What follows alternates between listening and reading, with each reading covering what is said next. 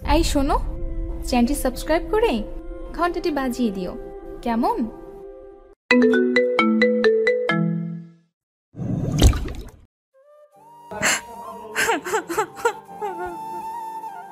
লাগছে, ছাড়ুন, আমি চুলে ব্যথা পাচ্ছি। লাগুক, লাগার জন্যই ধরেছি, যেন দ্বিতীয়বার আমাকে ইগনোর করার সাহস না দেখাও। নিজের বাবার ধার নেওয়া টাকা পরিশোধ করতে না পারায় আপনার মতো একজন চরিত্রহীন লোককে বিয়ে করতে হবে আমায়? তীক্ষ্ণ কড়া গলায় কথাটা ছুঁড়ে মারল মীরা আহনাফের দিকে। আহনাফ ডোন্ট কেয়ার ভাব নিয়ে শার্টের বোতামগুলো লাগাতে লাগাতে মীরাকে বলল, ওহ সুইটহার্ট, নোংরা চরিত্রহীন বলছো কেন তুমি? এগুলো ব্যাচেলর লাইফের টাইম পাস, আর ছেলেদের জন্য বিয়ের আগে এগুলো কোনো ব্যাপার না। চাইলে আমি তোমার সাথেও এটা করতে পারি। After all you are my would be wife. বিয়ের পরে কাজটা বিয়ের আগে করব। আহনাফের নোংরা কথাগুলো শুনে মীরার গা জ্বলে যাচ্ছে। মীরা বিছানায় থাকা মেয়েটার দিকে তাকালো। মেয়েটা কোনো রকম উঠে বেরিয়ে গেল রুম থেকে। মেয়েটা বেরিয়ে যেতেই মীরা চিৎকার করে বলল, আপনি এতটা খারাপ মিস্টার আহনাফ, আমি সেটা ভাবতেও পারিনি। ছি, আমার ভাবতেও ঘৃণা লাগছে।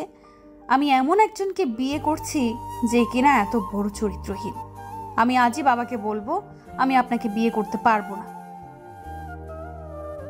আপনার মতো একটা চরিত্রহীনকে বিয়ে করার চেয়ে সারা জীবন কুমারী থেকে যাওয়া ভালো। মীরা কথাগুলো বলে বেরিয়ে আসতে নিলে আহনাফ বলে, ওকে, আমার কোনো সমস্যা নেই তুমি বিয়ে না করলে, কিন্তু তুমি যদি বিয়েটা ভেঙে দাও তবে তোমার বাবা আমার থেকে যে 20 লক্ষ টাকা ধার নিয়েছিল সেগুলো আজকের ভেতর ফেরত দেবে। সাথে তার যে বর্তমান বাড়ি আছে সেটাও আমার দেওয়া, সেটাও দিতে হবে। সো এখন বাসায় গিয়ে বাবাকে বিয়ে ভাঙার কথা বলার পাশাপাশি এগুলাও বইল, কেমন? আহনাফের কথা শুনে মীরা চমকে গেল। তার বাবা আহনাফের থেকে টাকা নিয়েছে মানে? মীরা আবার পেছনে এসে আহনাফের সামনে দাঁড়িয়ে বলল, আমার বাবা আপনার থেকে টাকা নিয়েছে মানে? ইয়েস সুইটহার্ট, তোমার বাবা আমার থেকে 30 লক্ষ টাকা নিয়েছে, যেটা শোধ না করতে পেরেই আমার সাথে তোমার বিয়ে দিচ্ছে। যদি বিশ্বাস না হয় তবে তোমার বাবাকে জিজ্ঞেস করো। আচ্ছা আমি আসি, আমার অফিস আছে। তোমার মতামত আমাকে জানিও। ওকে, নাও বাই সুইটহার্ট। আহনাফ চশমা চোখে লাগিয়ে শীষ বাজাতে বাজাতে চলে গেল। আর মীরা ওখানেই চুপ করে দাঁড়িয়ে রইল। বাড়িতে এসে বাবার সামনে বসে আছে মীরা। মীরার বাবা মীরাকে এইভাবে বসে থাকতে দেখে বলেন, কি রে মা, কি হয়েছে তোর? সকালে দেখলাম কি হাসি খুশি বের হলি, আর ফিরে এলি এভাবে। সব ঠিক আছে তো মা? বাবা, তুমি মিস্টার আহনাফের থেকে টাকা নিয়েছিলে, সে টাকা পরিশোধ না করতে পেরে আমায় বিয়ে দিচ্ছ ওনার সাথে? মেয়ের মুখে এমন প্রশ্ন শুনে চমকে গেলেন মীরার বাবা। ঘামতে লাগলেন তার শরীর। তিনি আমতা আমতা করে বললেন, এইসব তোকে কে বলেছে? যেই বলুক, এসব সত্যি কিনা বলো। মীরার বাবা মেয়ের কথায় একটা শ্বাস নিলেন, তারপর বললেন, রে মা, আমি আহনাফের থেকে টাকা নিয়েছিলাম। তুই তো জানিস আমার ব্যবসায় কত লস হচ্ছিল, তাই আমি ব্যবসাটাকে একটু ভালো করে দাঁড় করাতে আমার টাকার দরকার ছিল। তখন একটা কাজের সূত্রে আমার আহনাফের সাথে পরিচয় হয়। সে আমাকে টাকা ধার দেয়, কিন্তু ব্যবসায় আমি টাকা লাগিয়েও আবার লস খাই, তাই ওর টাকা আমি পরিশোধ করতে পারিনি। তখন ও আমাকে বলে টাকা মাফ করবে যদি তোর বিয়ে আমি ওর সাথে দেই। তাই তোর বিয়ে ওর সাথে দিচ্ছি। তুই এই বিয়েতে না করিস না, তবে আমাকে রাস্তায় গিয়ে দাঁড়াতে হবে। এখনো তোর ছোট বোনের বিয়ে দেব, দয়া করে তুই এই বিয়েতে অমত রাখিস না। বাবার কথা শুনে মীরা আর কিছু বলার আর বোঝার বাকি থাকে না। মীরা আস্তে করে উঠে নিজের রুমে চলে আসে। শেষে কিনা ওর বাবা ওকে টাকার বিনিময়ে বিক্রি করে দিল। ভাবতেই কষ্ট হচ্ছে ওর। মাইশা ইবনাত মীরা, বাবা মায়ের বড় মেয়ে। মীরা একজন পেশার সাংবাদিক। মীরার মা গত 3 বছর আগে মারা গেছেন। মীরার একটা ছোট বোন আছে, মাহি। মাহি এখন কলেজে পড়ে। মীরার বাবা একজন ব্যবসায়ী। মীরার বাবা যখন ব্যবসার লস খাচ্ছিল তখন মীরার চাকরি ছিল না, তাই মীরার বাবা আহনাফের থেকে টাকা নেয়, কিন্তু সেই টাকা পরিশোধ করতে পারে না। তাই আহনাফ মীরাকে বিয়ে করার প্রস্তাব দেয়। মীরা প্রথমে রাজি না হতে চাইলেও প্রথম আহনাফকে দেখে তার ভালো মনে হয়, আর তখন আহনাফ একদম ভদ্র ব্যবহার দেখে রাজি হয়ে যায় বিয়েতে। প্রথম মীরা আহনাফের সাথে তেমন কথা বলতো না, লজ্জা পেত। তবে আস্তে আস্তে কিছুটা কথা বলা শুরু করলো। মীরা ধীরে ধীরে আহনাফের প্রতি দুর্বল হচ্ছিল। আহনাফের সাথে বিয়ে ঠিক হবার পরে মীরার চাকরি হয়ে যায়। এটা একদম অবাক করার মতো ছিল মীরার কাছে। আদ্রিয়ান মাহমুদ আহনাফ বাবা মায়ের একমাত্র ছেলে। আহনাফ একজন নাম করা গায়ক, পাশাপাশি আহনাফ ওর বাবার বিজনেস দেখাশোনা করে। আহনাফের বাবা মা কেউ বেঁচে নেই।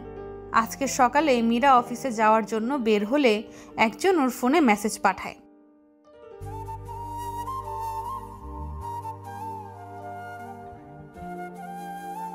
মীরা এই মেসেজ পেয়ে প্রথমে এটাকে মজা ভেবে নিল, কিন্তু পরে আবার এই সেম মেসেজ আসায় মীরা সেই হোটেলে গেল। হোটেলের স্টাফের থেকে আহনাফের খবর নিল আর জানতে পারলো আহনাফ এই হোটেলে আছে একটা মেয়ে নিয়ে। মীরা স্টাফের কথা মতো সেই রুমে গেল আর সেখানে গিয়ে দেখে আহনাফ একটা মেয়েকে নিয়ে বসে আছে। মেয়েটার শরীরের জামা প্রায় খোলা। মীরা সেটা দেখে চিৎকার করে বলে, মিস্টার আহনাফ। আহনাফ যেন আগেই জানতো মীরা আসবে, তাই একটা ডোন্ট কেয়ার ভাব নিয়ে উঠে দাঁড়ায়। মীরা আহনাফকে চিৎকার করে বলে, এসব কি মিস্টার আহনাফ? আর 2 দিন বাদে আমাদের বিয়ে, আর আজ আপনি একটা অন্য মেয়েকে নিয়ে। কিছু সময় আগের ঘটনা ভাবার মাঝেই কল আসলো মীরার ফোনে।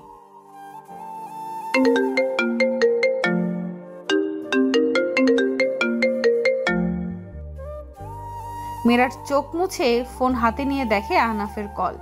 মীরা কাপা হাতে ফোন রিসিভ করে। হ্যালো। তো সুইটহার্ট, বাবাকে বললা বিয়ে ভাঙার কথা?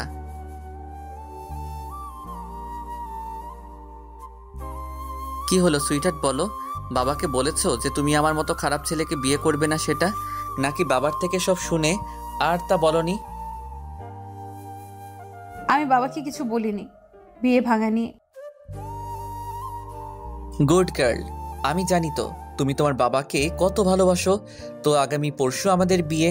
ওয়াও, ভাবতেই কি ভালো লাগছে। আমার শরীরটা ভালো লাগছে না, আমি রাখছি। মীরা ফোনটা রেখে দিল। চিৎকার করে কাঁদতে ইচ্ছে করছে মীরার। ওর বাবা এ কার সাথে বিয়ে দিচ্ছে? মীরা কিভাবে এর মতো লোকের সাথে সংসার করবে? মীরা ফোনটা বিছানায় ছুঁড়ে মেরে ওয়াশরুমে যায় শাওয়ার নিতে। এদিকে আহনাফ ফোন হাতে নিয়ে বসে আছে। আচ্ছা স্যার, এসব কেন করছেন? কোন সব? এই যে নিজেকে মীরা ম্যাডামের কাছে খারাপ বানাচ্ছেন কেন? আপনি তো জানেন আপনি মীরা ম্যাডামকে। আচ্ছা আকাশ, তুমি কি কাউকে ভালোবেসেছো বা কারো ভালোবাসা পাওয়ার জন্য সুইসাইড করেছো? না স্যার। তবে তুমি বুঝবে না আমার ভেতরে জ্বলতে থাকা আগুন আর এসব করার কারণ। আহনাফ ফোনের স্ক্রিনে মীরার ছবির দিকে তাকিয়ে বলল, আমার তুমিময় প্রাপ্তি সে, তবে আমার ধ্বংসের কারণও সে। আমি তাকে ছাড়বো না আর শান্তিতে থাকতেও দেব না। 2 দিন পর আজকে মীরার বিয়ে আহনাফের সাথে। মীরা চেয়েও বাধা দিতে পারবে না এই বিয়েতে। মীরাকে সাজিয়ে গুছিয়ে বিয়ের স্টেজে নিয়ে বসানো হলো। কিছু সময়ের মাঝে আহনাফ আসলো। মাহি ওদের বরণ করে নিয়ে স্টেজে আনলো। আহনাফ মীরাকে দেখে চোখ মারলো। মীরার সাথে সাথে চোখ নামিয়ে নিল। কাজী সাহেব চলে আসলো বিয়ে পড়াতে। কাজী সাহেব মীরাকে কবুল বলতে বললে মীরা একদম চুপ থাকে। একবার ওর বাবা, একবার আহনাফের দিকে তাকায়।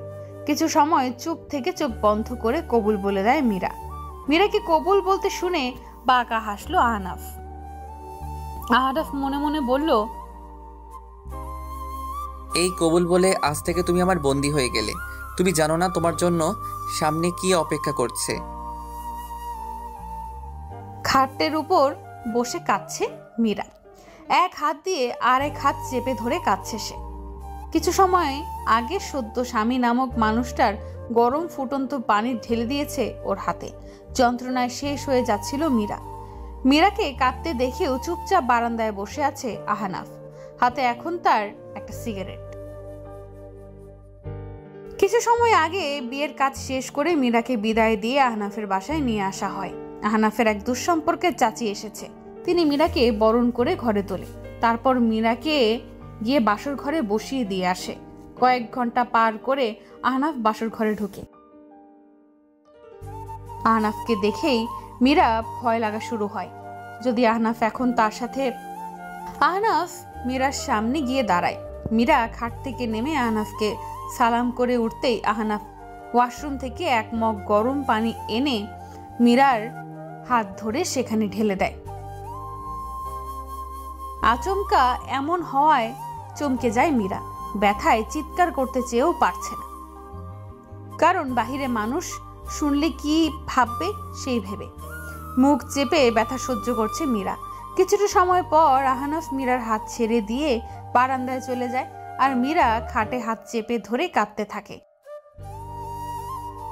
এখন মীরা খাট থেকে নেমে লাগেজ খুলে জামা নিয়ে ওয়াশরুমে গেল। ফ্রেশ হয়ে এসে হাতের দিকে তাকিয়ে দেখে লাল হয়ে ফোসকা পড়ে গেছে। মীরা সেই হাত নিয়েই বিছানার এক কোণায় গিয়ে শুয়ে পড়ল। আগামীকাল রাজকে ফোন করে ওদিকের খবর নিতে হবে মীরার। বারান্দায় বসে নিজের হাতে নিজে পুরো একটা সিগারেট চেপে ধরে রেখেছে আহনাফ। ফোসকা পড়ে বাজে অবস্থা হাতের। আহনাফের চোখ লাল হয়ে আছে, যেন অনেক সময় ধরে সে কেঁদেছে। আহনাফ উঠে রুমে এসে দেখে মীরা ঘুমিয়ে গেছে। আহনাফ ড্রয়ার থেকে পোড়া জায়গায় লাগানোর জন্য মলম নিয়ে মীরার পাশে বসে। তারপর খুব যত্ন সহ আস্তে করে মীরার হাতে মলমটা লাগিয়ে দেয়। আহনাফ মীরার দিকে তাকিয়ে বলে, তোমার চোখেতে দেখেছি আমার সর্বনাশ। ধ্বংসস্তূপ হয়ে চাপা পড়ে গেছে অনুভূতিগুলো আধারে। চাইলেও কাছে টেনে নিতে পারছি না। এই তুমি কে? আহনাফ মীরার কপালে চুলগুলো সরিয়ে দিয়ে কিছু সময় তাকিয়ে উঠে চলে আসলো। নিজেকে দুর্বল প্রকাশ করবে না সে। তাকে অনেক কঠিন হতে হবে, অনেক। আহনাফ জ্যাকেট হাতে নিয়ে বেরিয়ে গেল বাসা থেকে। এখন একমাত্র একটা জায়গায় তাকে শান্তি দিতে পারে, সেখানেই যাচ্ছে আহনাফ। সকালে মীরার ঘুম ভাঙে বাইরের রৌদ্রের তাপ তার মুখে এসে পড়ায়। মীরা নিজের ব্রু জোড়া কুঁচকে নিল। তারপর কিছুটা সময় শুয়ে থেকে উঠে বসলো। চারিপাশ ভালোভাবে তাকিয়ে তার মনে পড়ল গতকাল তার বিয়ে হয়েছে। মীরা আস্তে করে উঠে সব জায়গায় চোখ বুলিয়েও আহনাফকে পেল না। মীরা উঠে একটা শাড়ি নিয়ে ওয়াশরুমে গিয়ে শাওয়ার নিয়ে আসলো। তারপর বেরিয়ে চুল মুছে নিজেকে গুছিয়ে ফোনটা হাতে নিল। ফোন হাতে নিয়ে মীরা রাজের নাম্বারে ডায়াল করলো। 2-3 বার রিং হবার পরে রাজ ফোন রিসিভ করলো। হ্যালো। হ্যালো, কে রে? কি অবস্থা তোর? অফিসে আসছিস না কেন? এমনি একটু শরীর খারাপ, বসের থেকে ছুটি নিয়েই আসছি। আচ্ছা শোন, আজকে বিকেলে একটা জায়গায় যেতে হবে। খবর পেয়েছে সেখানে আজ অবৈধভাবে হীরা স্মাগলিং হবে। কি বলিস? হ্যাঁ, আমি সহ 2 জন যাচ্ছি। তুই তো যাবি না, শরীর যেহেতু ভালো না। না, আমি যাব, সমস্যা নেই। কখন আসতে হবে বলো? তুই শরীর খারাপ নিয়ে কেন আসবি শুধু শুধু? ঘরে ভালো লাগে না, বাইরে গেলে একটু ভালো লাগবে। তুই বল কখন আসবো? তাহলে বিকাল 5টায় আমাদের অফিসের সামনে রাস্তায় আসবি। ওখানেই আমরা সবাই থাকবো। আচ্ছা ঠিক আছে। মীরা ফোনটা কেটে দিল। মীরা ইচ্ছে করেই কাউকে ওর বিয়ের কথাটা জানায়নি। ও চায় না কাউকে এখন জানাতে। মীরা ফোন রাখার কিছু সময়ের মাঝে ওর ফোনে আবার মেসেজ আসে। মীরা ফোন ওপেন করে দেখে আজকে আহনাফ আরেকটা মেয়েকে নিয়ে হোটেলে। মীরা ছবিটা দেখে সাথে সাথে চোখ সরিয়ে নিয়ে ছি বলে ওঠে। মীরা ফোনটা রেখে বলতে লাগে, নোংরা লোকের সাথে অবশেষে বাবা বিয়ে দিল, যে কিনা বাসর রাতে বউয়ের হাতে জ্বলন্ত সিগারেট ধরে তার হাত পুড়িয়ে দেয়, তারপর অন্য মেয়ে ছেলে নিয়ে হোটেলে চলে যায়। ছি, ভাবতেও ঘৃণা লাগছে। এ নাকি নাম করা গায়ক, আবার ভালো মানুষ, যার চরিত্র এত খারাপ। ছি। মীরা এসব ভাবার মাঝেই সার্ভেন্ট এসে নক করলো রুমে। মীরা দরজা খুলে দিলে সার্ভেন্ট জানালো মীরার চাচি শাশুড়ি তাকে নাস্তা করতে নিচে আসতে বলেছে। মীরা সার্ভেন্টের কথা মতো নাস্তা করতে নিচে আসলো। আহনাফের চাচি ওকে দেখে মুচকি হাসলো। মীরাকে নাস্তার টেবিলে বসতে বলল। মীরা নাস্তার টেবিলে বসার পর ওর চাচি ওকে খাবার বেড়ে দিল। মীরা লজ্জায় তেমন খেতে পারছে না, তাও আস্তে করে খাচ্ছে। আহনাফের চাচি মীরাকে বলল, তোমার সাথে তো আমার পরিচয় হয়নি। আমি আহনাফের চাচি, আহনাফের বাবার চাচাতো ভাইয়ের বউ। আহনাফ কিন্তু অনেক ভালো একটা ছেলে মা। আজ আহনাফের বাবা মা থাকলে অনেক খুশি হতো তোমাকে দেখে। তাদের ছেলে একটা চাঁদের মতো মেয়ে বিয়ে করে নিয়ে এসেছে। আমার আহনাফকে কোনোদিন কষ্ট দিও না। ছোট থেকে ছেলেটা আমার অনেক কষ্ট পেয়েছে, মা বাবা ভাই সবাইকে হারিয়েছে, তাই কিছুটা রাগী গম্ভীর স্বভাবের হলেও ছেলেটা আমার অনেক ভালো। মীরা আহনাফের চাচির কথা শুনে চমকালো। আহনাফের ভাইও ছিল, কই তার কথা তো সে কোনো দিন শোনেনি। আহনাফের চাচি আর মীরা খাবার খেয়ে উঠে যে যার রুমে চলে গেলেন। মীরা রুমে এসে লাগেজ থেকে সব বের করে আলমারির এক পাশে গুছিয়ে রাখলো সব। আলমারিতে সব গুছিয়ে রাখার মাঝেই চোখ গেল একটা উপর করে রাখা ছবির ফ্রেমের দিকে। মীরা হাতে নিয়ে সেটা নিতে যাবে, এরই মাঝে ওর ফোন বেজে উঠল।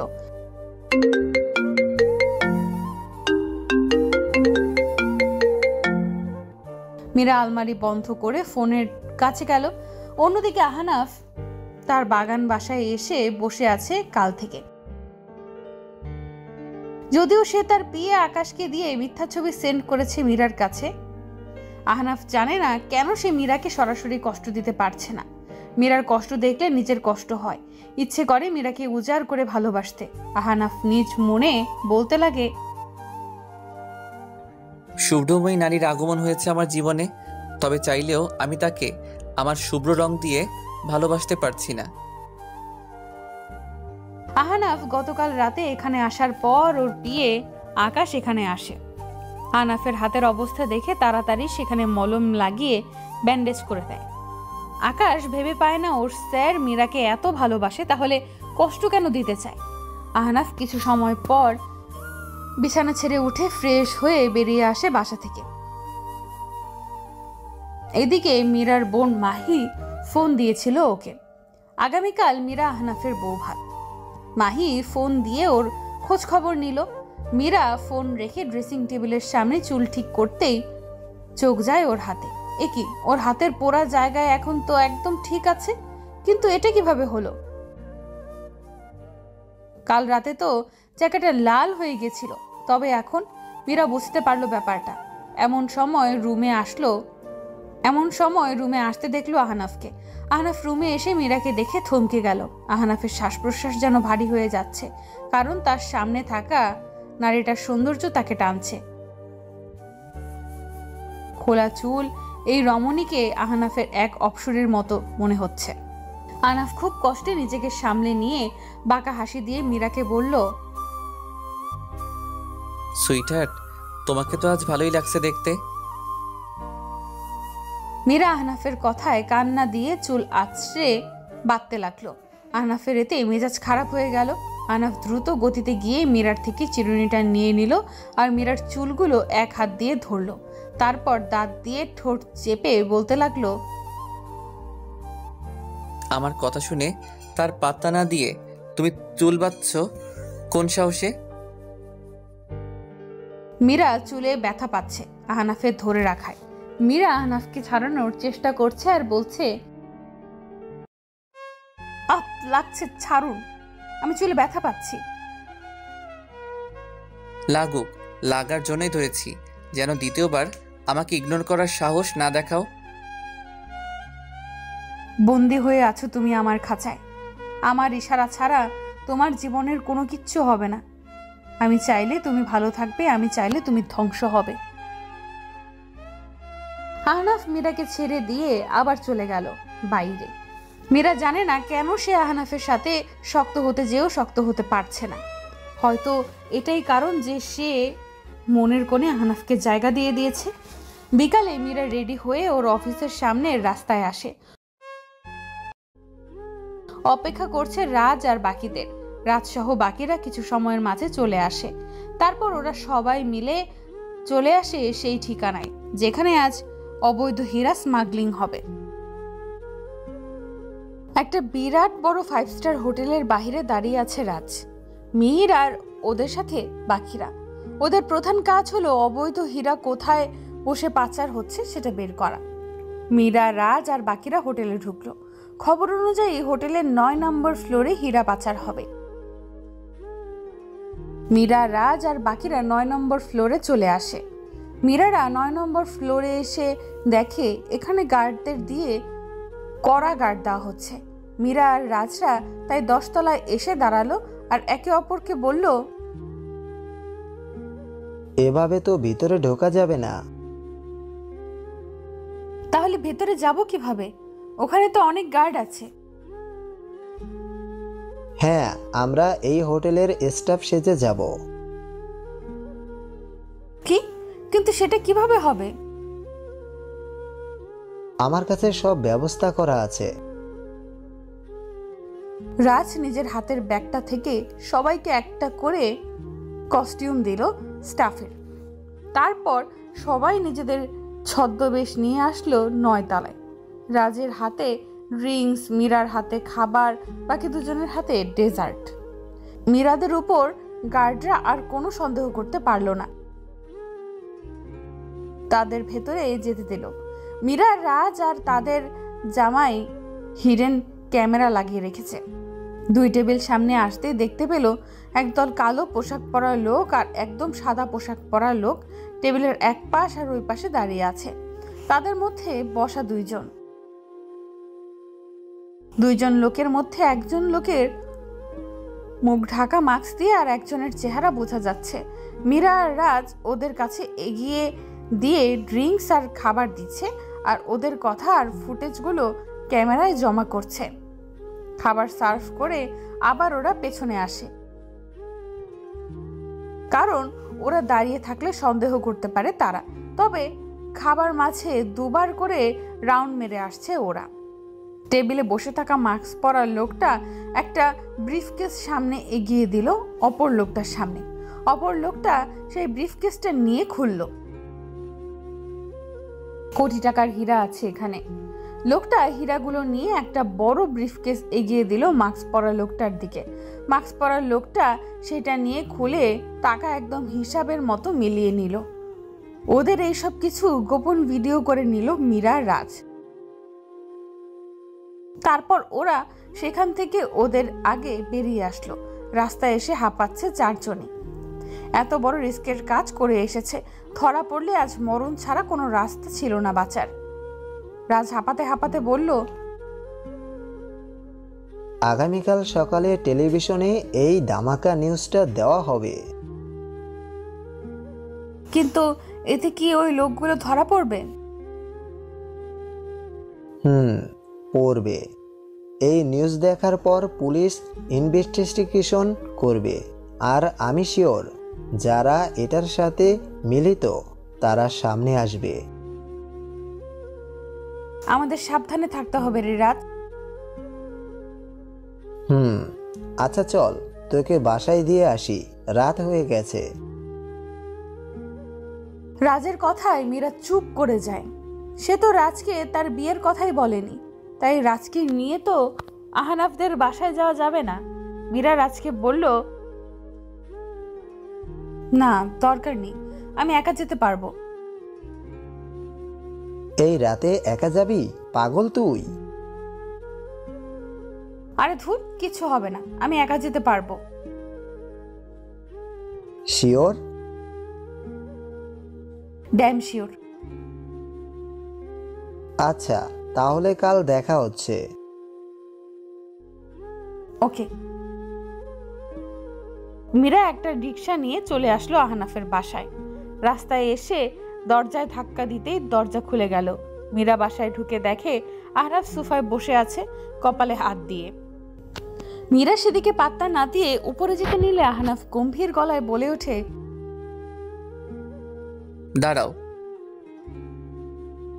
আহনাফের ডাকে থেমে গেল মীরা। পেছনে ঘুরে তাকালো। আহনাফ সোফা থেকে উঠেই মীরার সামনে এসে দাঁড়ালো। তারপর ওকে বলল, এত রাত পর্যন্ত কোথায় ছিলে? দেখুন মিস্টার আহনাফ, আমি একজন সাংবাদিক।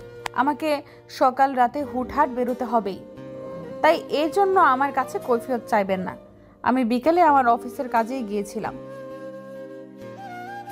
আহনাফ এবার মীরার দুই বাহু চেপে ধরে কাছে এনে চিৎকার করে বলে, কাজ মাই ফুড। বাহিরে যাওয়ার আগে কোন সাহসে তুমি আমার অনুমতি নিয়ে যাওনি? তুমি ভুলে গেছো তুমি এখন আমার বিয়ে করা স্ত্রী। আমার পারমিশন ছাড়া কোনো কিছু তুমি করতে পারবে না। সেখানে তুমি বিকেলে আমাকে না বলে বেরিয়েছো। অফিসে কেন বলনি যে আমাদের বিয়ে হয়েছে? মীরা আহনাফের থেকে নিজেকে ছাড়ানোর চেষ্টা করছে আর বলছে, দেখুন আমার লাগছে, আর এভাবে চিৎকার করবেন না। চাচি বাসায় আছে, তিনি শুনবে। আর আমি আপনাকে বলে যাব, আপনাকে পেলে তো বলবো। আপনি নিজের নোংরা কাজে সকাল বিকাল বিজি থাকেন, আপনাকে আমি পাবো কোথায়? আর কি বললেন স্ত্রী? আদৌ কি আপনি আমার সাথে একজন স্বামীর মতো আচরণ করেছেন? বিয়ের প্রথম দিন রাতেই আমার হাত জ্বালিয়ে দিয়েছেন। নিজের বিয়ে করা বউকে রেখে অন্য নারীকে নিয়ে ছি!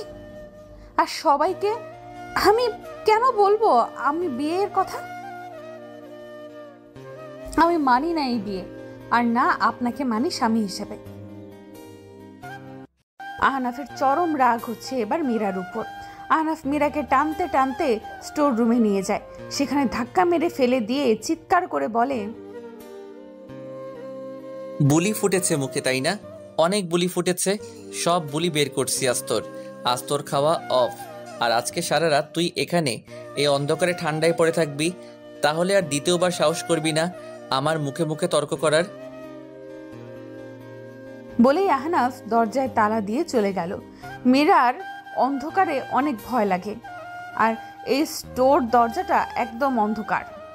মীরা ভয়ে শেষ হয়ে যাচ্ছে। কোনো মতে উঠে অন্ধকারে হাতড়ে দরজার দিকে গিয়ে দরজা ধাক্কা দিতে লাগলো আর চিৎকার করে ডাকতে লাগলো, কেউ আছেন? আমাকে এখান থেকে বের করুন প্লিজ। আমার অন্ধকারে অনেক ভয় করে, প্লিজ আমাকে বের করুন। মিস্টার আহনাফ, আমাকে যা শাস্তি দেওয়ার দিন, তবে এখান থেকে বের করুন, আমার অনেক ভয় লাগছে। মীরার কথা বলতে বলতে কাশি উঠে গেল। শ্বাস নিতে কষ্ট হচ্ছে মীরার। একে অন্ধকারে ভয়, তার হাত পা ঠান্ডা, সব মিলিয়ে আক্রমণ করছে মীরাকে। মীরার থাকতে পারলো না, লুটিয়ে পড়লো মাটিতে। পরের দিন সকালে আস্তে আস্তে করে টিপ টিপ করে চোখ খুলল মীরা। চারিপাশে ভালো করে চোখ বুলিয়ে বুঝতে পারলো সে রুমে। মীরাকে চোখ খুলতে দেখে আহনাফের চাচি খুশি হয়ে বলল, আলহামদুলিল্লাহ, আল্লাহর রহমতে তুমি চোখ খুললা বৌমা। আহনাফের চাচি মীরাকে আস্তে করে উঠিয়ে পিঠের নিচে বালিশ দিয়ে বসালো। তারপর আহনাফের চাচি মীরাকে বলল,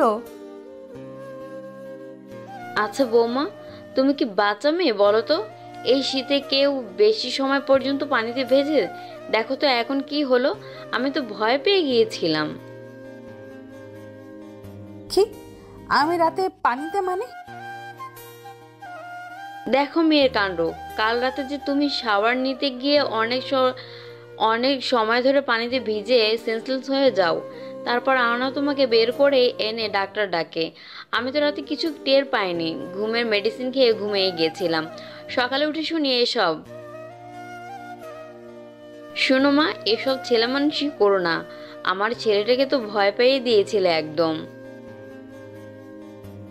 আহনাফের চাচির কথায় মীরা বুঝতে পারে আহনাফ তার চাচিকে মিথ্যা বলেছে, আসল ঘটনা কিচ্ছু বলেনি। অতএব মীরা চাইলেও সত্যি বলতে পারবে না। মীরা আহনাফের চাচিকে বলে, জি চাচি, আম্মু সরি, বুঝতে পারিনি এমন হবে, আগে থেকে খেয়াল রাখবো। আচ্ছা আমি যাই, তোমার জন্য খাবার নিয়ে আসি। আহনাফের চাচি উঠে চলে যায় বাহিরে। সে যাওয়ার পরেও আহনাফ আসলো রুমে। আহনাফকে দেখে মুখ ফিরিয়ে নিল মীরা। ঘৃণা হচ্ছে লোকটাকে দেখে ওর। আহনাফ মীরার সামনে এসে দাঁড়িয়ে বলল, আমার সাথে আর তর্ক করতে এসো না। এরপর কাল কিছু ডেমো দেখালাম জাস্ট, এরপর একদম জানে মেরে ফেলবো। বাঁচালেন কেন? কাল মরে গেলে কি আসে যেত আপনার? আহনাফ মীরার কথায় আবার রেগে যায় আর চিৎকার করে বলে, আমার এসে যায়, কারণ আহনাফ আর সামনের কথা এগোতে পারল না, কারণ সামনে কথাটা সে বলতে পারবে না মীরাকে। মীরা আবার বলল, কারণ কি? কারণ তোর মতো একটা সস্তা মেয়ের কিছু হলে আমাকে জবাবদিহি করতে হবে সবাইকে। এমনিতেও আমি ইচ্ছে করে আমাদের বিয়েটা পাবলিক মিডিয়ায় জানতে দেইনি, কারণ এই বিয়ের কোনো দাম নেই আমার কাছে। কিন্তু তাও আমি রিস্ক নিতে চাই না। নেক্সট আমার কথার অবাধ্যতা করবে না। আহনাফ আর কিছু না বলে গাড়ির চাবি নিয়ে বেরিয়ে গেল। আহনাফ যাওয়ার সময় মীরা খেয়াল করলো আহনাফের হাতে আরো একটা ব্যান্ডেজ, তবে এবার অনেক বড় ব্যান্ডেজ। মীরা মনে মনে বলল, ওনার হাতে আবার কি হলো? গানের স্টুডিওতে গিয়ে গান রেকর্ড করে চলে আসে নিজের অফিসে আহনাফ। অফিসে এসে টেলিভিশনে দেখে ব্রেকিং নিউজ দেখাচ্ছে জাগো চ্যানেলে। ব্রেকিং নিউজ, অবৈধভাবে হীরা পাচার করা হচ্ছে দেশ থেকে। গতকাল রাতে গুলশানের 5 স্টার হোটেলে 5.5 কোটি টাকার অবৈধ হীরা পাচার হয়েছে। আপনারা দেখতে পাচ্ছেন কিভাবে হীরা লেনদেন হচ্ছে। পুলিশ ইতিমধ্যে তদন্ত শুরু করে দিয়েছে। কারা ছিল এই দুইজন তার খবর খুব শীঘ্রই বের করবে জানিয়েছে পুলিশ। খবর দেখে আহনাফ চমকে উঠল, কারণ এই চ্যানেলেই কাজ করে মীরা। তাহলে কি কাল ও এখানে গিয়েছিল? ভাবতে থাকে আহনাফ। রাতে আহনাফ বাসায় আসলো। আহনাফ জানে মীরা ঘুম, কারণ মীরার মেডিসিনের ডোজে মীরা এখন ঘুম। গতকাল রাতে মীরাকে স্টোর রুমে রেখে আসার পর যখন আবার স্টোর রুমে গিয়ে মীরাকে ওভাবে পড়ে থাকতে দেখে আহনাফ, তখন ওর বুকের মাঝে ধুক করে ওঠে। আহনাফ তাড়াতাড়ি মীরাকে কোলে নিয়ে রুমে আসে। তাড়াতাড়ি জামা পাল্টে গরম কম্বলে জড়িয়ে নেয় ওকে। তারপর ওর এক কাছের ডাক্তারকে খবর দিয়ে আনায়। সে এসে মীরাকে চেক আপ করে দিয়ে যায়। আহনাফ মীরাকে যা কষ্ট দিয়েছে সেই কষ্ট নিজেকে দেওয়ার জন্য গরম শিক এনে নিজের হাতের সব জায়গায় লাগায়, আবার সেখানে চাকু দিয়ে আঘাত করে। আবার তাড়াতাড়ি ব্যান্ডেজ করে নেয় যাতে কেউ দেখতে না পারে। আহনাফ রুমে এসে দেখে মীরা বাচ্চাদের মতো গুটিসুটি মেরে শুয়ে আছে। আহনাফ মীরার সামনে এসে মনে মনে বলে, রূপের সর্বনাশী, তুমি কি জানো তুমি আমার হৃদয়ের সর্বনাশ করে দিয়েছ? আমার হৃদয়ে নিজেকে এমনভাবে গেঁথে দিয়েছ আমি না পারি তোমায় দূরে রাখতে, না পারি কাছে টানতে। আহনাফ ফ্রেশ হয়ে এসে সোফায় শুয়ে পড়ল। সকালে মীরা ঘুম থেকে উঠে আহনাফের দিকে নজর যায়। আহনাফ কম্বল গায়ে চুপ করে শুয়ে আছে, কপালে ছোট ছোট চুলগুলো ছড়িয়ে আছে। মীরা আহনাফের দিকে তাকিয়ে বলল, প্রেমের স্বাদটা ইচ্ছা ছিল আপনাতে নেওয়ার, কিন্তু হাই, আপনার প্রেমের স্পর্শ তো দূর, আপনাকেই কাছে পাইনি এখনো কোনোদিন। মীরা আস্তে করে উঠে ওয়াশরুমে যায়। ফ্রেশ হয়ে এসে নিচে চলে আসে নাস্তা বানাতে। বাড়ির বউ বলে কথা, একটু তো কাজ করতেই হয়। মীরা রান্নাঘরে গিয়ে সকালের নাস্তা বানায়। নাস্তা বানিয়ে টেবিলে সাজিয়ে দিল নাস্তা। এর মাঝে আহনাফের চাচিও আসলো নিচে। আহনাফের চাচি মীরাকে নাস্তা বানাতে দেখে খুশি হন। আহনাফের চাচি চেয়ারে বসলেন। এর মাঝে আহনাফ আসলো রেডি হয়ে খাবার টেবিলে। মীরা আহনাফের সামনের চেয়ারে বসেছে। সার্ভেন্টস খাবার বেড়ে দিচ্ছে ওদের। আহনাফ খাবার মুখে দিয়ে সার্ভেন্টদের দিকে তাকিয়ে বলে, আজকের খাবার কে রান্না করেছে? স্যার, ম্যাডাম রান্না করেছে। আমরা না করেছিলাম, তাও শুনিনি উনি। আহনাফ মনে মনে বলে, সর্বনাশী নারী, শুধু রূপেই আগুন নয়, গুণেও আগুন সে। আহনাফ আর কোনো কথা না বলে নাস্তা করে বেরিয়ে যায়। চেয়ারের পায়ের উপর পা তুলে বসে আছে একজন লোক, তার সামনে দাঁড়িয়ে আছে আরেকজন লোক। লোকটার চোখে মুখে রাগের চিহ্ন স্পষ্ট। লোকটা চেয়ার থেকে উঠে দাঁড়িয়ে চিৎকার করে বলল, 1 সপ্তাহ সময় দিচ্ছি। 1 সপ্তাহের মাঝে আমার ওই মেয়ে আর ছেলেটার খোঁজ দরকার। সেদিন হোটেলে ছিল ছদ্মবেশে। ওরাই আমাদের এই নিউজটা টিভি চ্যানেলে দিয়েছে। ওদের খুঁজে বের করো জলদি। পুলিশ আমাদের কাছে পৌঁছবার আগে আমি ওই দুজনকে আমার কাছে চাই। লোকটার কথায় বাকি লোকগুলো মাথা নাড়িয়ে সায় দিল, যার মানে তারা ওদের খুঁজে আনবে। এদিকে আহনাফ সকালে গানের স্টুডিও গিয়ে গান রেকর্ড করে বাসায় আসলো। বাসায় এসে দেখে মীরা বসে আছে সোফায় আর কি যেন ভাবছে। আহনাফ সেদিকে পাত্তা না দিয়ে ফ্রেশ হয়ে আসলো। মীরা এতক্ষণে চিন্তায় আহনাফকে খেয়ালই করেনি। এবার আহনাফের দিকে তার নজর যায়। আহনাফ খালি গায়ে, পরনে ব্ল্যাক ট্রাউজার পরা। আহনাফ ড্রেসিং টেবিলের সামনে দাঁড়িয়ে চুল মুছতেছে তোয়ালে দিয়ে। মীরা আহনাফের দিকে তাকিয়ে লজ্জায় পড়ে যায়। তাই সাথে সাথে চোখ নামিয়ে নিয়ে বলতে লাগে, এই যে সুদর্শন পুরুষ, আমাকে কি পাগল করার ইচ্ছা আছে নাকি? আমি এমনিতেই আপনার ভালোবাসার কাঙাল, এবার আপনার রূপের কাঙাল বানাবেন আমায়? আহনাফ গায়ে গেঞ্জি পরে মীরার দিকে তাকালো। মীরা মাথা নিচু করে বসে আছে। আহনাফ সেদিকে আর পাত্তা না দিয়ে ল্যাপটপ নিয়ে সোফায় বসলো। মীরা আবার আহনাফের দিকে তাকালো। বসা থেকে উঠে আহনাফের কাছে গিয়ে দাঁড়িয়ে বলল, শুনুন। কি? আমাকে অফিসে যেতে হবে একটু। অফিসের বস কল দিয়েছিল, আর্জেন্ট মিটিং আছে। আচ্ছা যাও। মীরাকে আহনাফ আর কিছু বলল না। মীরা আলমারির থেকে একটা জামা নিয়ে চেঞ্জ করে এসে হিজাব বেঁধে ব্যাগ নিয়ে বেরিয়ে গেল। মীরা বেরিয়ে যেতেই আহনাফ কল দিল আকাশকে। শুনো, মীরা বেরিয়েছে অফিসের জন্য, ওর দিকে একদম নজর রাখবে। কোনো সমস্যা মনে হলে আমাকে কল দেবে। আচ্ছা স্যার। মীরা কিছু সময়ের মাঝে চলে আসে অফিসে। অফিসে আসার পর রাত সহ সে বসের রুমে আসে। মীরা অফিসের বস ওদের দেখে বসতে বলে। মীরা আর রাজ দুজনে বসার পর ওদের বস ওদের বলে, শুনো, তোমরা দুজন যা করেছো সেটা সাহসের কাজ, কিন্তু এতে এখন তোমাদের জীবন হুমকিতে। যদি ওই লোকগুলো তোমাদের খোঁজ পেয়ে যায় তবে তোমাদের একদম মেরে ফেলবে। তাই আমি চাই তোমরা কিছু সময়ের জন্য আন্ডারগ্রাউন্ড হয়ে যাও, তোমাদের যেন কেউ খুঁজে না পায়। পুলিশ যতদিন ওদের ধরতে না পারছে ততদিন তোমরা এখানে আর এসো না।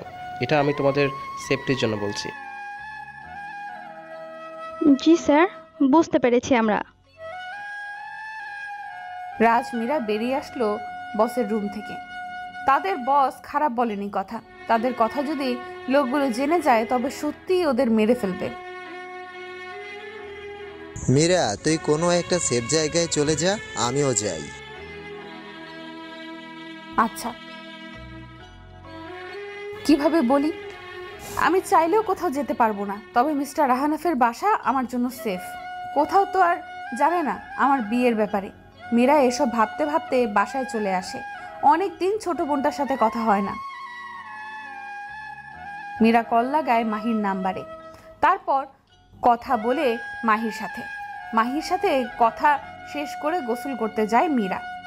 গোসল করে এসে আলমারি থেকে একটা জামা খুঁজতে গিয়ে আহনাফের জামার নিচে একটা ডায়েরি পায় মীরা। ডায়েরিটা অনেক পুরনো বোঝা যাচ্ছে। মীরা ডায়েরিটা হাতে নিতে যাবে এমন সময় রুমে আহনাফ এসে ওকে দেখে বলল, কি করছো ওখানে? মীরা আহনাফের আওয়াজ পেয়ে তাড়াতাড়ি ডায়েরিটা আগের জায়গায় রেখে দিল। তারপর একটা জামা বের করলো। জামা নিয়ে পেছনে ঘুরে দাঁড়িয়ে বলল, জামা বের করছিলাম পরার জন্য। ও আচ্ছা। আহনাফ ধীরে ধীরে মীরার কাছে আসলো। মীরা আলমারির সাথে লেগে দাঁড়িয়ে আছে। আহনাফ মীরার দুই সাইডে হাত দিয়ে দাঁড়িয়ে আছে। মীরা মুখের উপর আহনাফের গরম নিঃশ্বাস পড়ছে। মীরার ভেজা চুল আহনাফকে পাগল করে দিচ্ছে। রূপমোহিনী, আমাকে মারতে চাও নাকি? এভাবে সদ্য ভেজা চুলের ঘ্রাণে আমি তো শেষ হয়ে যাচ্ছি। ইচ্ছে করছে তোমার মাঝে ডুবে যেতে। আহনাফকে নিজের এত কাছে দেখে নার্ভাস লাগছে মীরার। মীরা আহনাফকে কিছু বলবে তার আগেই আহনাফ মীরার গলায় হাত রাখে। আহনাফের হাত ঠান্ডা থাকায় শিউরে ওঠে মীরা। আহনাফ মীরার গলার পাশ থেকে চুলগুলো সরিয়ে সেখানে একটা শব্দ করে চুমু খেল। আচমকা এমন ঘটনা ঘটায় স্তব্ধ হয়ে যায় মীরা। আহনাফ এবার মীরাকে ধাক্কা দিয়ে সরিয়ে হনহন করে চলে গেল। আহনাফের কাজের আঁকা মাথা কিছুই বুঝলো না মীরা। সন্ধ্যায় আহনাফের আজকে একটা গানের কনসার্ট আছে। আহনাফ সেখানে চলে গেছে গান গাইতে। বাসায় শুধু মীরা আর চাচি আছে। মীরার রুমে বসে আহনাফের ডায়েরিটা নিয়ে বসলো পড়তে। মীরা ডায়েরিটা খুলে দেখে প্রথম পাতায় লেখা আমার জীবন কাহিনী। মীরা দুই পাতা উল্টিয়ে দেখে এখান থেকে লেখা শুরু। আজকে আমি একটা মেয়েকে দেখলাম রাস্তায়। মেয়েটা আমাদের গাড়ির সামনে এসে পড়েছিল। আমি আর বাবা সেটা দেখে ভয় পেয়ে যাই। তাড়াতাড়ি গাড়ি থেকে নেমে দেখি মেয়েটা কোনো ব্যথা বা ক্ষতি হলো কিনা, কিন্তু না, আল্লাহর রহমতে মেয়েটার কোনো অসুবিধা হয়নি। তবে মেয়েটা ভয়ে কান্না করে দিয়েছে। বাবা মেয়েটাকে থামানোর চেষ্টা করলো। মেয়েটা অনেক কষ্টে ঠান্ডা হলো। মেয়েটার থেকে জানলাম ওর নাম ঠিকানা। মেয়েটা দেখতে একটা পিচ্চি পরীর মতো ছিল, তাই আমি মেয়েটার নাম দিলাম পরী। পরী ক্লাস 7-এ পড়ে জানলাম। পরীর বাবা মার থেকে হারিয়ে গেছে এই রাস্তায়। বাবা সেটা শুনে পরীর বাবা মাকে খুঁজতে লাগলেন, আর একটা সময় পেয়েও গেলেন। পরী তার বাবা মাকে পেয়ে অনেক খুশি হলো। সেদিনের মতো পরী থেকে বিদায় নিয়ে চলে আসি আমাদের বাসায়। তারপর অনেক দিন পর আবার দেখা ওই পরীর সাথে আমার। আমি যে স্কুলে পড়ি ওই পরীটাও সেই স্কুলে পড়ে। আমি ক্লাস 10। পরীটার সাথে আমি পরিচিত হলাম। তারপর ওর সাথে বন্ধু পাতলাম। অনেক ভালো যাচ্ছিল দিন। বুঝতে পারলাম পরীটাকে আমি ভালোবেসে ফেলেছি। তবে বয়স কম বলে সেটা প্রকাশ করতাম না, মনে মনে রাখতাম। দেখতে দেখতে আমার পরীক্ষা চলে এলো। পরীক্ষা দিয়ে আমি কলেজে উঠলাম। আর পরী ক্লাস 8-এ। পরীটা ছোট, তাই ওকে নিজের মনের কথা বলতাম না। তবে বাসায় জানালাম এই কথা। বাসায় সবাই শুনে হাসলো। পরে জানালো তারা সময় মতো কথা বলবে পরীর বাবা মায়ের সাথে। দিন অনেক ভালো যাচ্ছিল, কিন্তু একটা কালো ঝড় এসে সব পাল্টে দিল। মীরা আর ডায়েরিটা পড়তে পারলো না। এর মাঝে খবর পেল আহনাফ বাসায় এসে পড়েছে। মীরা তাড়াতাড়ি ডায়েরিটা আগের জায়গায় রেখে দিয়ে বারান্দায় এসে বসে রইল। আহনাফ কনসার্ট শেষ করে বাসায় এসেছে। রুমে এসে দেখে মীরা বারান্দায় বসে আছে।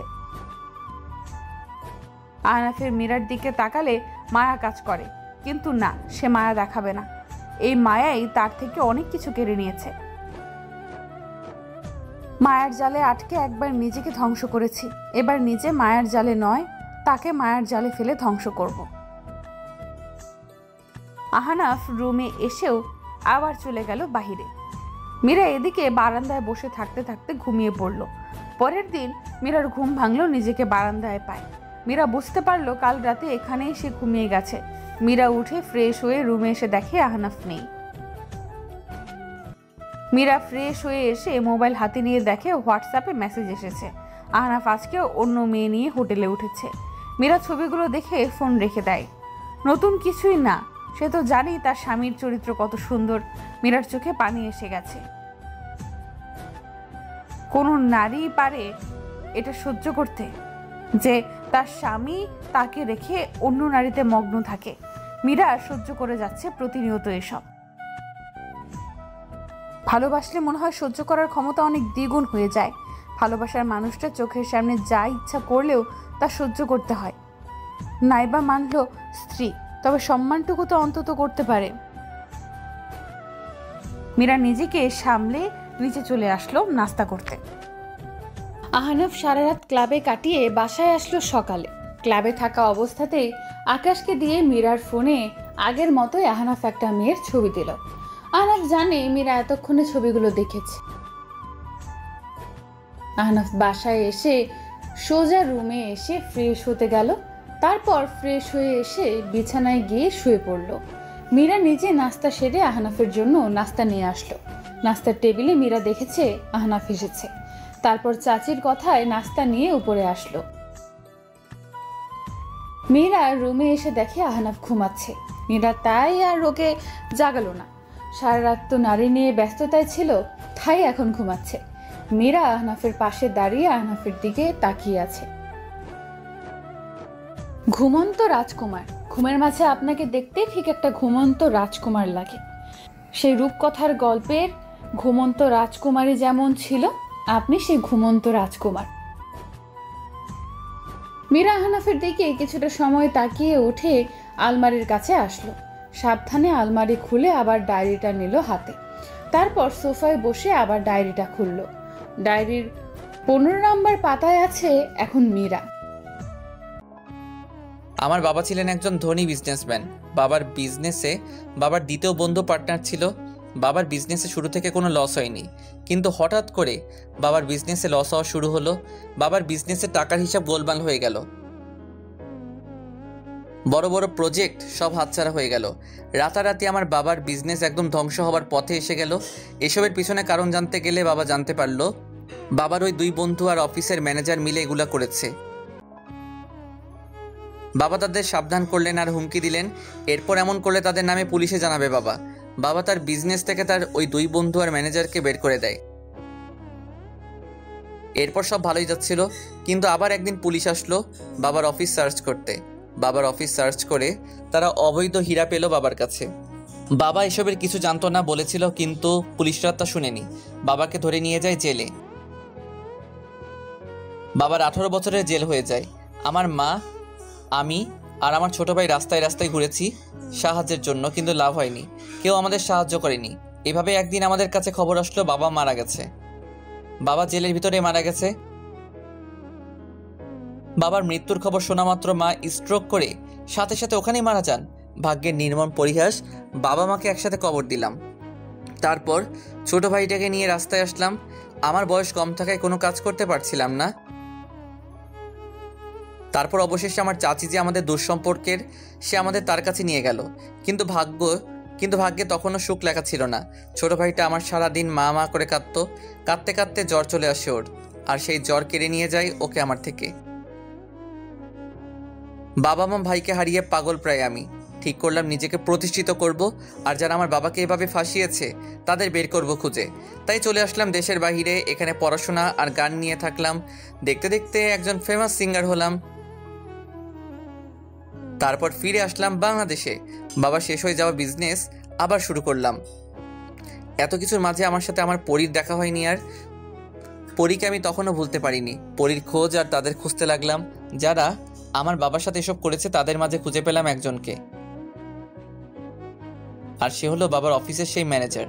আর সেই ম্যানেজার আর কেউ না, আমার সেই পরীর বাবা। শুরুতে আমি এটা বিশ্বাস করতে পারছিলাম না, কিন্তু সত্যি এটাই সে। বুঝে উঠতে পারছিলাম না কি করব। তারপর দেখা হলো পরীর সাথে আমার। পরী তো আমাকে এখন চিনতেই পারবে না। তখন ছিল ছোট, আর এখন সে একটা অ্যাডাল্ট মেয়ে। নিজের ভালোবাসার প্রতিশোধ। আস্তে আস্তে জানতে পারলাম পরীর বাবা ব্যবসায় লস খাচ্ছে, টাকার সংকট দেখা দিয়েছে তার। পরীর মা মারা গেছে 3 বছর হলো। পরী চাকরি খুঁজছে। নিজের প্রতিশোধ নিতে আমি পরীর বাবাকে টাকা দিলাম। আমি জানতাম এত টাকা সে কিছুতেই দিতে পারবে না, আর সেটাই হলো। প্রস্তাব দিলাম পরীকে বিয়ে করার। তিনি রাজিও হয়ে গেলেন। পরীও রাজি হলো। প্রথমে না করলেও আস্তে আস্তে পরীকে নিজের উপর দুর্বল করলাম। ওর চাকরি ঠিক করে দিলাম। তারপর শুরু হলো নিজেকে ওর কাছে খারাপ বানানো, কারণ আমি চাই পরী আমাকে ঘৃণা করুক, আর সেটাই হচ্ছে। পরীর বাবার ব্যবসা একদম রসাতলে যাচ্ছে, আর আমি কষ্ট দিচ্ছি পরীকে। সেই পরীকে বিয়ে করে ঘরের বউ করে আনলাম, তবে তাকে ভালোবাসতে পারছি না চাইলেও। পুরো ডায়েরি পড়ে মীরার চোখে পানি জমে গেছে। চোখের পলক ফেললেই পানি গড়িয়ে পড়বে। এত কষ্ট পেয়েছে এই লোকটা জীবনে। আর তার বাবা আহনাফের কষ্টের কারণ। আহনাফের বাবার সাথে বেইমানি করেছে সে। আহনাফ মীরাকে সে ছোট থেকে ভালোবাসে, আর মীরা সেটা জানতও না। মীরা কিছুটা সময় কেঁদে মনে মনে ঠিক করলো আহনাফকে সে তার ভালোবাসা দিয়ে আবার আগের মতো বানাবে। মীরা উঠে ডায়েরিটা আগের জায়গায় রেখে মুখ হাত ধুয়ে নিচে গেল রান্না করতে। আজকে সে আহনাফের পছন্দের খাবার রান্না করবে। চাচির থেকে আহনাফের পছন্দ জেনে রান্না শুরু করলো মীরা। এদিকে আহনাফ ঘুম থেকে উঠলো আড়মোড়া দিয়ে। বাহিরে শীত পড়ায় আহনাফের শীত লাগছে। আহনাফ একটা সোয়েটার গায়ে দিয়ে নিচে আসলো। নিচে এসে দেখে মীরা রান্নাঘরে রান্না করছে। আহনাফ একটু ভালো করে তাকিয়ে দেখে মীরার ওড়নার একটা সাইড চুলায় আছে, আর যেটায় আগুন লেগেই গেছে প্রায়। আহনাফ ওহ শিট বলে দৌড়ে রান্নাঘরে এসে মীরার ওড়নাটা টান মেরে ফেলে দিয়ে ওকে ঘুরিয়ে নিজের বুকের মাঝে নিয়ে নেয়। সার্ভেন্টসরা ওড়নায় আগুন দেখে তাড়াতাড়ি পানি দেয় ওড়নায়। মীরা আচমকা এমন হয় অনেক ভয় পেয়ে যায়। আহনাফ মীরার ব্যাপারটা বুঝতে পেরে ওকে কোলে করে রুমে নিয়ে আসে। মীরা তখনও ভয়ে কাঁপছে। আহনাফ মীরার দিকে এক গ্লাস পানি এগিয়ে দেয়। পানিটা খেয়ে মীরা রিল্যাক্স হয়। আহনাফ মীরাকে বলে, রান্নাঘরে কি তোমার? জি আসলে আমি রান্না করছিলাম। স্টুপিড, তোমাকে কে বলেছে রান্না করতে? শোনো, তোমার জামাইয়ের যে পরিমাণ টাকা আছে তাতে তুমি বসে বসে খেতে পারবা। অহেতুক নিজেকে আগুনে পুড়িয়ে মারতে যেও না, ইডিয়েট কোথাকার। মীরা আহনাফের ধমকে চুপ হয়ে যায়। আহনাফ মীরার দিকে তাকিয়ে বলে, নেক্সট টাইম যতই ভয় পাও না কেন, নিজের অষ্টযুগল কাঁপবে না। কেন? আহনাফ মীরার সামনে ঝুঁকে বলে, আমার এই কাঁপানি দেখলে সমস্যা হয়? কি সমস্যা? নিজেকে ওই অষ্টযুগলে দিয়ে দিতে ইচ্ছে করে। বলে আহনাফ বেরিয়ে আসে রুম থেকে। আর মীরা আহনাফের কথায় অনেক লজ্জা পায়। রাতে মীরা বসে বসে আহনাফের ল্যাপটপে মুভি দেখছে, আর আহনাফ অন্য ল্যাপটপ দিয়ে কাজ করছে।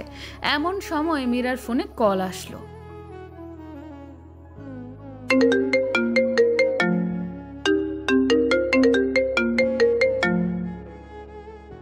মীরা ফোন হাতে নিয়ে দেখে রাজের স্ত্রীর ফোন।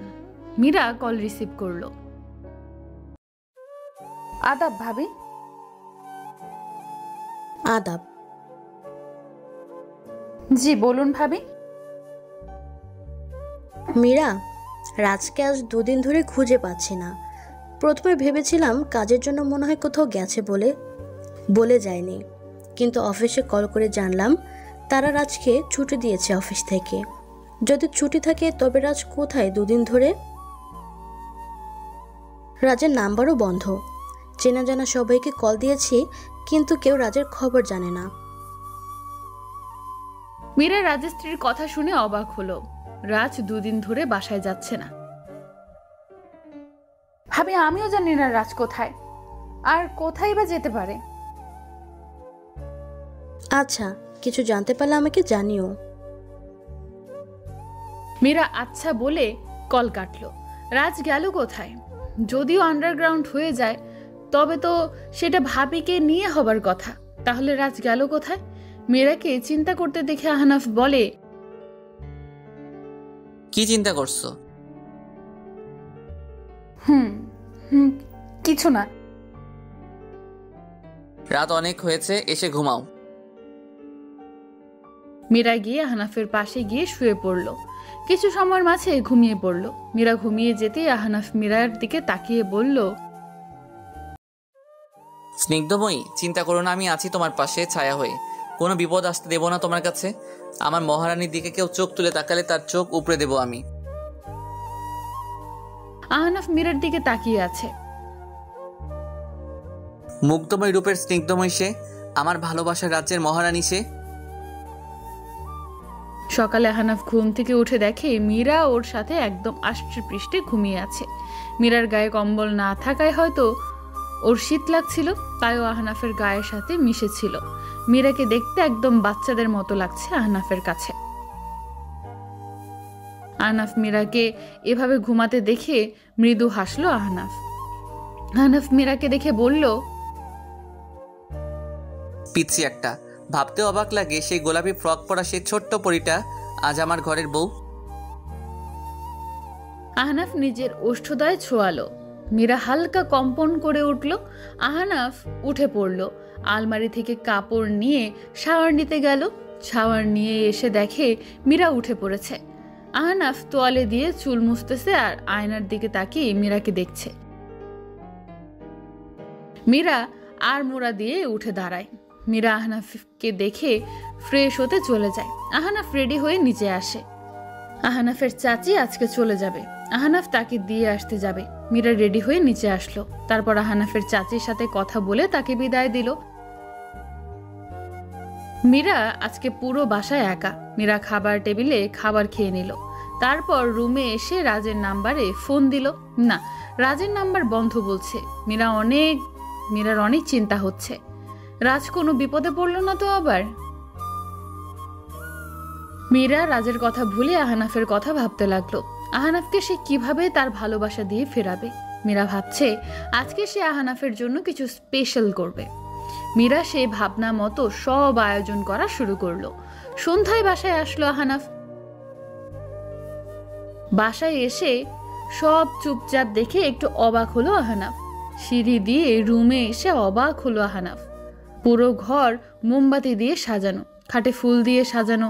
আহনাফ বুঝতে পারছে না এসব কি হচ্ছে। আহনাফ রুমে ঢুকে দেখে মীরা দাঁড়ানো একটা লাল শাড়ি পরে।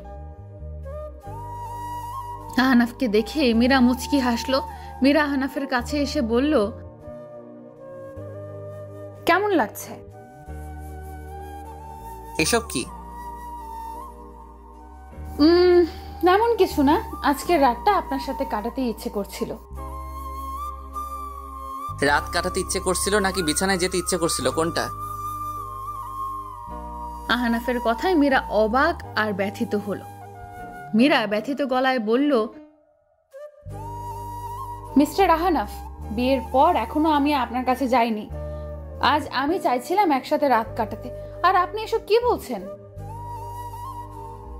এইসব মেলোড্রামার কোনো দাম নেই আমার কাছে। আমি তোমার মতো মেয়েকে নিজের স্ত্রী ভাবি না। নিজেকে বিছানায় নিতে চাইলে সোজা বলবা, সোজা নিয়ে যাব। এসব নাটক করবেন আমার সাথে? কেন এমন করছেন আমার সাথে? কি ক্ষতি করেছি আমি আপনার? যদি আমাকে ভালোই না বাসবেন তবে কেন করলেন বিয়ে? কেন আমাকে এভাবে কষ্ট দিচ্ছেন মিস্টার আহনাফ? হুশ, আওয়াজ নিচে। আমার সাথে আওয়াজ উঠিয়ে কথা বলবে না। আমি তোমাকে কেন বিয়ে করেছি কেন তা তুমি অনেক তাড়াতাড়ি জানবে। তোমাকে দেখলে আমার শুধুই রাগ আসে। তোমাকে সহ্য হয় না আমার। আহনাফ মীরাকে ধাক্কা মেরে সরিয়ে দিয়ে সব কিছু লন্ডভন্ড করে দিয়ে বেরিয়ে গেল। মীরা ওখানে বসে চিৎকার করে কাঁদছে। যদি আমাকে কষ্ট দিয়ে আপনি খুশি হন তবে তাই সই। আমিও দেখব কত কষ্ট দিতে পারেন আমাকে আপনি। আমার ভালোবাসা বড় নাকি আপনার প্রতিশোধ? আহনাফ চলে আসলো রাস্তায়। আহনাফ যদি পারে তো যেন নিজেকেই নিজে মেরে ফেলে এমন অবস্থা, কারণ সে চায় না মীরাকে কষ্ট দিতে। কিন্তু মীরাকে দেখলে ওর বাবার করা অন্যায়গুলো চোখে ভাসে। আহনাফ চাইলেও পারছে না মীরাকে ভালোবাসতে। ভালোবাসার আগুন দাও দাও করে জ্বলছে আহনাফের মনে, কিন্তু মীরাকে দিয়ে ভালোবাসার তৃষ্ণা মেটাতে পারছে না। আহনাফের নিজেকে খুব অসহায় লাগছে। দুদিন পর সেদিনের পরও মীরার চেষ্টা চালিয়ে গেছে আহনাফের সাথে সম্পর্ক স্বাভাবিক করতে, কিন্তু আহনাফ মীরাকে একদম পাত্তা বা সেই সুযোগ দেয়নি। মীরা চাইলেও পারছে না আহনাফের কাছে যেতে। মীরা ভেবে পাচ্ছে না কিভাবে সে তাদের সম্পর্ক আলোর পথে আনবে। এই অন্ধকার আর কত। জানলার পাশে মাথা ঠেকিয়ে দাঁড়িয়ে এসব ভাবছে মীরা। বুক চিরে বেরিয়ে আসছে দীর্ঘশ্বাস। মীরা পারছে না আর এভাবে থাকতে। তার বাবার শাস্তি আহনাফ তাকে দিচ্ছে, কিন্তু এখানে মীরার কি ভুল? সুখ সে হয়তো আমার ভাগ্যে নেই। আমি চাইলেও আপনার তুমিময় প্রাপ্তি হতে পারছি না। প্রাপ্তির খাতাটা শূন্য হয়েই গেছে। সুখ পাখি হয়তো আমার খাঁচায় ধরা দেবে না। মীরা জানালার বাহিরে সাদা মেঘগুলো দেখছে। অপরদিকে আহনাফ মীরার বাবাকে একদম রাস্তায় নামিয়ে দিয়েছে। মীরার বাবার ব্যবসা একদম ভেঙে গেছে। আহনাফ চাচ্ছে মীরার বাবা এবার ওর বাকি দুজনের সাথে দেখা করতে, তবেই আহনাফ ওই বাকি দুজনের খোঁজ পাবে। আহনাফ এখন মীরার সামনে তেমন যায় না। আহনাফ বুঝতে পারছে মীরা তাকে আপন করতে যাচ্ছে, কিন্তু আহনাফ সেটা পারছে না। আহনাফ চায় না এটা হোক। এই বিয়ের সময়সীমা একদম সীমিত। ঠিক সময় আহনাফ মীরাকে মুক্ত করে দেবে এই বন্ধন থেকে। আহনাফের এসব ভাবনার মাঝে আকাশ আসে আহনাফের কাছে। স্যার আসবো? আসো। স্যার একটা কথা ছিল, খুব দরকারি। কি? স্যার ওই যে ম্যাডামের বন্ধু রাজ আছে না, ওনার লাশ পাওয়া গেছে। আজ সকালে ওনার বাসার সামনে কেউ ওনার লাশ পার্সেল করে দিয়ে গেছে। হোয়াট? G sir. কিন্তু এসব কিভাবে হলো? জানি না স্যার, আপনি বরং ম্যাডামকে নিয়ে যান ওদিকে। ম্যাডামের কাছেও ফোন এলো বলে।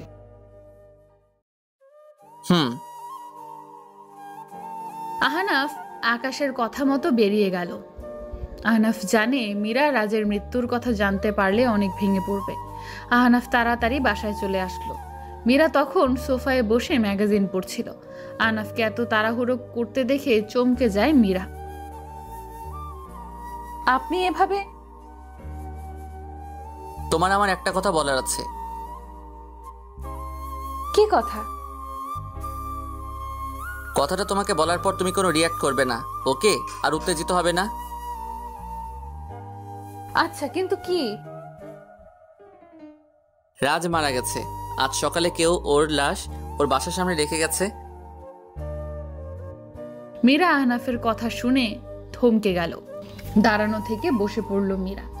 এটা হতে পারে না। এটা কিভাবে হতে পারে? এটা হতে পারে না। আপনি মিথ্যা কথা বলছেন। এটা সত্যি। চলো আমাদের রাজের ওখানে যেতে হবে। আহনাফ মীরাকে সাথে নিয়ে রাজের বাসায় গেল। রাজের বাসায় কান্নার হাহাকার হচ্ছে। রাজের স্ত্রী পাগল প্রায়। অফিসের সবাইও এসেছে। তারাও এমনটা আশা করেনি। রাজের লাশ দাফন করে জানাজা সম্পূর্ণ করে বাসায় আসলো আহনাফ মীরা। মীরা বাসায় এসে সোজা বিছানায় গিয়ে শুয়ে পড়েছে। সব কেমন এলোমেলো লাগছে তার। আরো 4 দিন পর। এই 4 দিনে মীরা নিজেকে কিছুটা স্বাভাবিক রেখেছে। আহনাফ এই 4 দিন মীরার সাথে খারাপ ব্যবহার করেনি। রাতে মীরা আলমারিতে কি জানি খুঁজছিল, তখন ও একটা ফাইল পেল। মীরা কৌতূহল নিয়ে ফাইলটা ওপেন করে চমকে গেল, কারণ ফাইলটা হলো ডিভোর্স পেপার। মানে আহনাফ তাকে ডিভোর্স দিবে, তার সাথে সব সম্পর্ক শেষ করে দেবে আহনাফ। মীরা ফাইলটা আগের জায়গায় রেখে দিয়ে আলমারি বন্ধ করে ওখানেই বসে পড়ল। মীরা পারল না আহনাফকে ফেরাতে। হেরে গেল মীরা। তার ভালোবাসা পরাজিত হয়ে গেল। মীরা নীরবে কাঁদছে। আজ সত্যিই সে ব্যর্থ। গাড়ির হর্নের আওয়াজে মীরা চোখ মুছে উঠে দাঁড়ালো। আহনাফকে বুঝতে দেওয়া যাবে না ও জেনে গেছে সব। মীরা চলে যাবে নিজেই। এখন শুধু সময়ের অপেক্ষা। হসপিটালে বাবাকে দেখতে এসেছে মীরা। মীরার বাবার শরীরের অবস্থা খুব খারাপ। আইসিইউতে রাখা হয়েছে মীরার বাবাকে। মীরা ওর বাবার পাশে বসে আছে।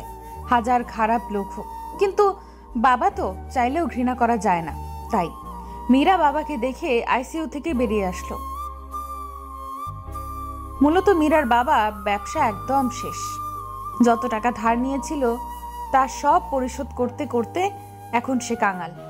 রাস্তায় নেমে গেছে মীরার বাবা। এখন এই সব চিন্তার কারণে ব্রেন স্ট্রোক করেছে সে। সকালে মাহি মীরাকে ফোন করে জানিয়েছে যে ওদের বাবা ব্রেন স্ট্রোক করেছে। মীরা সেই সময়েই বাসায় এসে হসপিটালে নিয়ে এসেছে বাবাকে। আহনাফ জানে না এখনো যে মীরার বাবা হসপিটালে। মীরা সেদিন রাতের পর থেকে এড়িয়ে চলে আহনাফকে। মীরা আর চায় না নিজেকে মায়ায় জড়াতে। আহনাফ সারা রাত পর বাসায় এসে জানতে পারলো মীরার বাবা নাকি স্ট্রোক করেছে, তাই মীরা তাকে হসপিটালে নিয়ে গেছে। আহনাফ ফ্রেশ হয়ে কোন হসপিটালে মীরা গেছে সেটা খবর নিয়ে সেই হসপিটালে গেল। আহনাফ গিয়ে দেখলো মীরা আর মাহি বসে আছে আইসিইউর সামনে। আহনাফ ডাক্তারের সাথে কথা বলে জানতে পারলো মীরার বাবার অবস্থা অনেক খারাপ, যে কোনো সময় যে কোনো কিছু হয়ে যেতে পারে। আহনাফ ডাক্তারের কথা শুনে আবার মীরাদের কাছে আসলো। মাহি মীরার কাঁধে ঘুমিয়ে আছে মাথা দিয়ে। আহনাফ সেটা দেখে মাহিকে কোলে করে গাড়িতে নিয়ে আসে আর ড্রাইভারকে বলে মাহিকে বাসায় দিয়ে আসতে। আহনাফ মাহিকে বাসায় পাঠিয়ে আবার মীরার কাছে আসে। এসে মীরার পাশে বসে। মীরা সব দেখেও চুপ করে মাথা নিচু করে বসে আছে।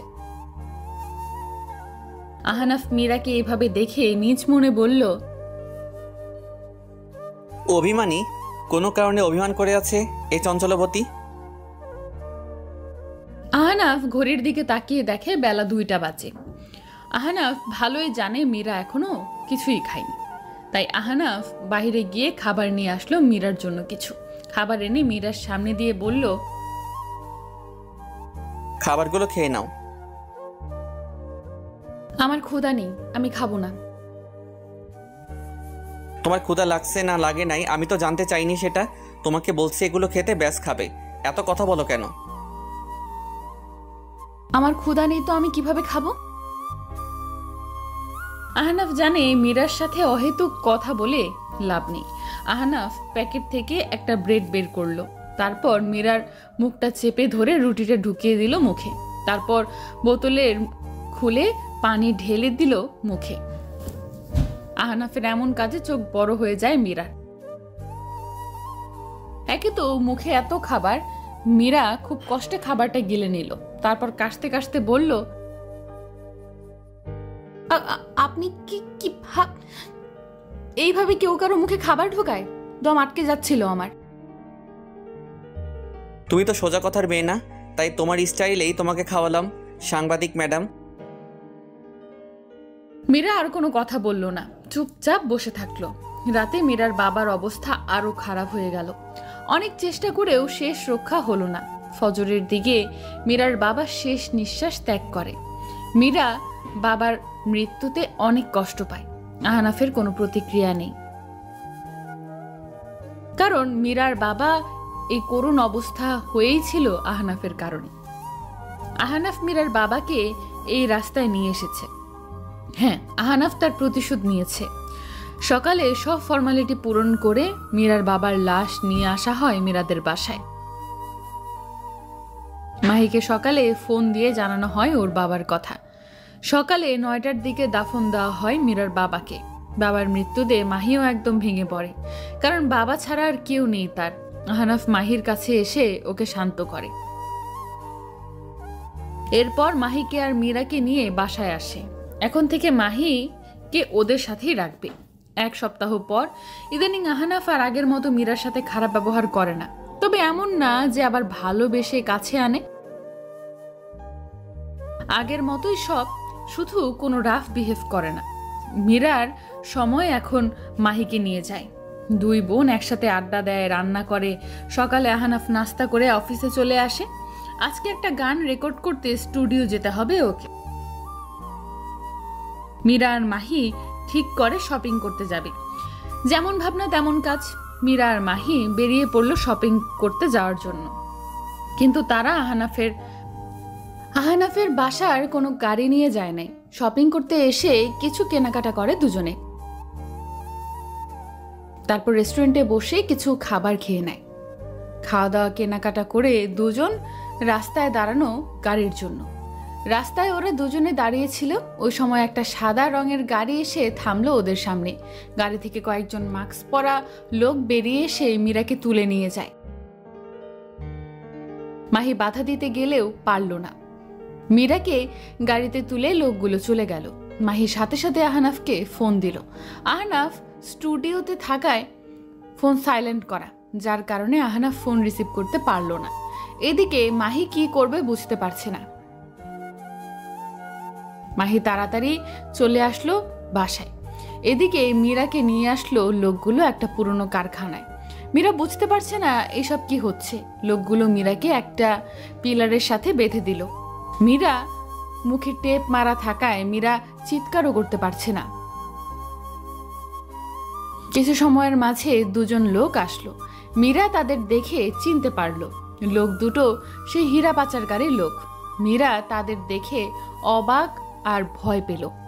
লোকগুলো মীরার সামনে এসে দাঁড়িয়ে বলল, অনেক দিনের অপেক্ষার পর অবশেষে তোকে খুঁজে পেলাম। অনেক অপেক্ষা করেছি তোকে এখানে আনার। মীরা লোক দুটোর কথা শুনে ভয় পেল। ভয় ভয় গলায় বলল, কি বলছেন আপনারা? আমার সাথে আপনাদের কি? বাহ, এ তো দেখছি চুরি করে চোর বলে। আমি চুরি করিনি। তুই আর তোর ওই বন্ধু মিলে আমাদের যে হীরা পাচার করার ভিডিও বানিয়ে সেটা মিডিয়াতে প্রচার করে দিয়েছিস। আপনারা? আমরাই তারা।